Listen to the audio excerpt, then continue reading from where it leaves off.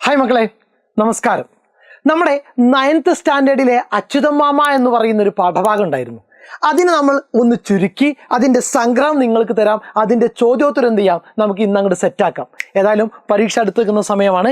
അച്യുതമാമ unit 3 chapter 2 പാഠഭാഗം നിങ്ങൾ already വായിച്ചു കഴിഞ്ഞാൽ മാത്രമേ ഈ സംഗ്രഹം കേൾക്കുന്ന സമയത്ത് പെട്ടെന്ന് സെറ്റാവുകയുള്ളൂ. അതുകൊണ്ട് പാഠഭാഗം എന്ത് ചെയ്യണം, മക്കളൊന്ന് വായിച്ചു നോക്കിയേക്കണം.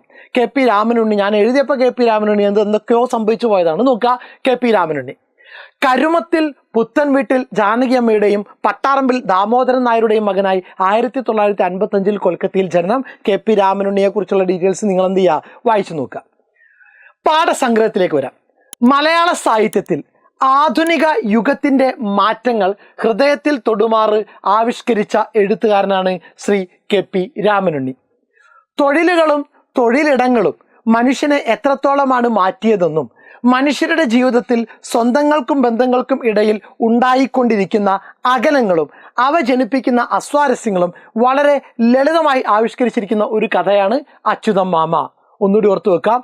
തൊഴിലുകളും തൊഴിലിടങ്ങളും മനുഷ്യനെ എത്രത്തോളമാണ് മാറ്റിയത് എന്നും മനുഷ്യരുടെ ജീവിതത്തിൽ സ്വന്തങ്ങൾക്കും ബന്ധങ്ങൾക്കും ഇടയിൽ ഉണ്ടായിക്കൊണ്ടിരിക്കുന്ന അകലങ്ങളും അവ ജനിപ്പിക്കുന്ന അസ്വാരസ്യങ്ങളും വളരെ ലളിതമായി ആവിഷ്കരിച്ചിരിക്കുന്ന ഒരു കഥയാണ് അച്യുതമാമ. വായനക്കാർക്കുള്ളിൽ നഷ്ടപ്പെടുത്തുന്ന സമയത്തെ പറ്റിയുള്ള ബോധം പകർന്നു നൽകുകയാണ് കഥാകാരൻ. ഇന്നത്തെ തലമുറയിൽ കുടുംബങ്ങൾക്ക് ഒന്നു ചേർന്ന് ഇരിക്കാനോ കുട്ടികളോടൊത്ത് സമയം ചെലവഴിക്കാനോ ആരും സമയം കണ്ടെത്തുന്നില്ല. ഒന്നിനും സമയമില്ല. സമയത്തെ കൃത്യമായി അളന്ന് തിട്ടപ്പെടുത്തിയിട്ടും സമയം ആർക്കും തികയാതെ വരുന്നു. അവനവന് വേണ്ടി കൂടി സമയമില്ലാതാകുന്നു എന്നാണ് കഥയിലെ യുവജന പ്രതിനിധിയായ നായകൻ പറയുന്നത്. തൻ്റെ അച്ഛൻ നഷ്ടപ്പെട്ട ശേഷം തനിക്ക് ബാല്യകാലത്തെ എല്ലാ നല്ല നിമിഷങ്ങളും സമ്മാനിച്ചത് അച്യുതമാമയാണ് എന്ന് മാധവൻ ഓർക്കുന്നു. എന്നാൽ എല്ലാം ഒന്നിൽ നിന്ന് വിശദീകരിച്ച് സംസാരിച്ചു തുടങ്ങുന്ന അച്യുതമാമ 3-4 തവണ തുടർച്ചയായി തന്നെ കാണാൻ വന്നിട്ടും അദ്ദേഹത്തിന് ഒരു 2 മണിക്കൂർ മാറ്റിവെക്കാൻ മാധവനാകുന്നില്ല എന്നതാണ്. മാധവന്റെ ബാല്യത്തിൽ അച്യുതമാമ മാറ്റിവെച്ച സമയങ്ങൾ മാത്രമാണ് അയാളുടെ ഇന്നത്തെ നല്ല ഓർമ്മകൾക്ക് കാരണം എന്ന് അയാൾ ഓർക്കുന്നുണ്ട്. എങ്കിലും തിരക്ക് പിടിച്ച ജീവിതത്തിൽ ആർക്കും വേണ്ടി മാറ്റിവെക്കാൻ അയാൾക്ക് സമയമില്ല. അച്ഛനെ ഒന്നിനും കിട്ടില്ല അമ്പാമേ എന്നുള്ള കുഞ്ഞിൻ്റെ വാക്കിൽ പലതവണ നിരാശ നേരിട്ട് കാത്തിരുന്ന് മുഷിഞ്ഞതിൻ്റെ ഓർമ്മകളും പ്രതിഷേധവും കാണാം. ഒപ്പം ഭാര്യയും തൻ്റെ പ്രതിഷേധം അറിയിക്കുന്നുണ്ട്. ഈ അവസരത്തിൽ തനിക്ക് നഷ്ടമാകുന്ന തൻ്റെ നല്ല സമയങ്ങളെക്കുറിച്ച് ബോധവാനാകുന്നുണ്ട് കഥാനായകൻ. എങ്കിൽ തന്നെയും അതിനേക്കാൾ ഓർക്കാനുള്ള മറ്റു കാര്യങ്ങളിലേക്ക് വ്യാപരിച്ചു പോവുകയാണ് മാധവൻ. ഒരു മനുഷ്യൻ തനിക്ക് ചുറ്റുമുള്ള മറ്റെല്ലാവരിലേക്കും പടരുകയും തനിക്ക് ചുറ്റുമുള്ളതിനെ കാണാതാവുകയും ചെയ്യുന്ന അവസ്ഥയാണ് ഈ കഥയിലുടനീളം കാണാൻ സാധിക്കുക.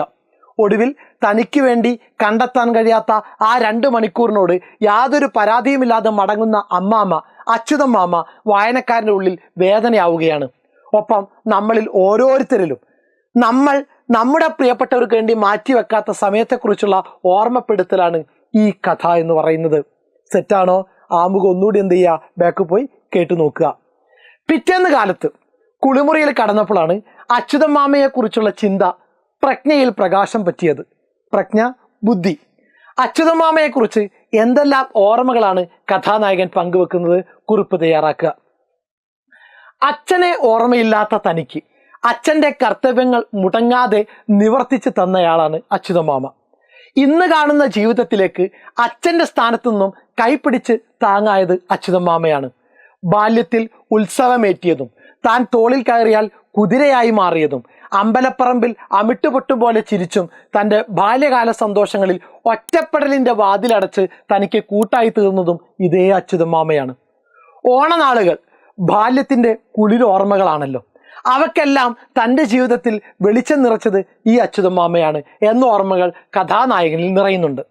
അമ്മാവൻ്റെ ഭാര്യ മരിച്ചതിന് ശേഷം അമ്മാമ്മ അനുഭവിച്ചു വന്ന ജീവിത ക്ലേശങ്ങളും മക്കളിൽ നിന്ന് ലഭിക്കാതെ പോന്ന താങ്ങും തണലും എല്ലാം അമ്മാമ്മയുടെ വരവിലൂടെ മാധവന്റെ ഓർമ്മകളിലേക്ക് തെളിയുന്നുണ്ട്. ഇതായിരുന്നു അച്യുതമാമയെക്കുറിച്ചുള്ള ആരുടെ ഓർമ്മകൾ? മാധവന്റെ ഓർമ്മകൾ. നിനക്കതിനാവില്ല മാധവ. അടുത്ത ചോദ്യം. ഞാൻ കാക്കുന്നില്ല.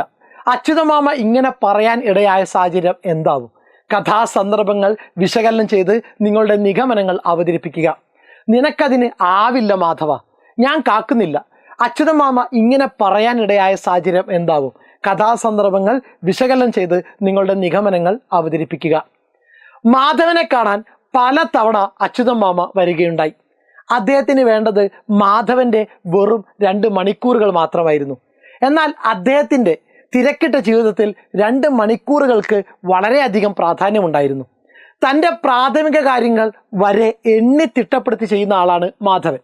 തൻ്റെ ബാക്കി വരുന്ന സമയങ്ങളെല്ലാം മൊബൈൽ എന്ന ചെകുത്താൻ കവർന്നെടുക്കുന്നതായി കഥയിൽ സൂചിപ്പിക്കുന്നുണ്ട്. ഒടുവിലൊരു ഞായറാഴ്ച അച്യുതൻ മാമയ്ക്ക് വേണ്ടി മാറ്റിവെക്കുകയായിരുന്നു മാധവൻ. ഫോൺ ഓഫാക്കി വെച്ചിട്ടും ലാൻഡ് ഫോണിൻ്റെ കാര്യം ഭാര്യയെ ചട്ടം കെട്ടിയിട്ടും അയാളുടെ തിരക്കുകളിൽ നിന്ന് ഒഴിയാൻ അയാൾക്ക് സാധിച്ചില്ല. 2 മണിക്കൂറുകൾ പോലും തൻ്റെ അമ്മാമ്മയ്ക്ക് വേണ്ടി മാറ്റിവെക്കാനില്ലാത്ത മാധവൻ ഇന്നത്തെ തലമുറകളുടെ നേർക്കാഴ്ചയാണ്. ഒടുവിൽ തനിക്ക് പറയാനുണ്ടായിരുന്ന കഥകളെല്ലാം 2 വരിയിൽ ഒതുക്കുകയായിരുന്നു അമ്മാമ്മ. ഒത്തിരി കാര്യങ്ങൾ ചേർത്തും ഓർത്തും പറയുന്ന പഴയ തലമുറയുടെ പ്രതിനിധിയായ അമ്മാമ്മ ഒടുവിൽ കേൾവിക്കാരില്ലാത്തവർക്ക് മുന്നിൽ തൻ്റെ വാക്കുകൾ ചുരുക്കി ചെറുതാക്കി 2 വരികളിൽ ഒതുക്കുകയായിരുന്നു. അതാണ് നേരത്തെ നമ്മൾ കേട്ടത്, നിനക്കതിനാവില്ല മാധവ എന്ന് പറയുന്ന ഒരു പരാമർശം. സെറ്റാണല്ലോ? ഒന്നുകൂടി കേട്ടിട്ട് ഉറപ്പിച്ചു വെച്ചേക്കുക. ഓക്കെ, അടുത്ത ചോദ്യം നോക്കുക. അച്യുതൻ മാമയ്ക്ക് വേണ്ടി മാറ്റിവെച്ച ഞായറാഴ്ചയുടെ ചിത എരിയുന്ന നേരത്താണ് എനിക്ക് മടങ്ങാൻ കഴിഞ്ഞത്. കഥയിലെ ഈ വാക്യത്തിന്റെ അർത്ഥതലം കണ്ടെത്തി എഴുതുക.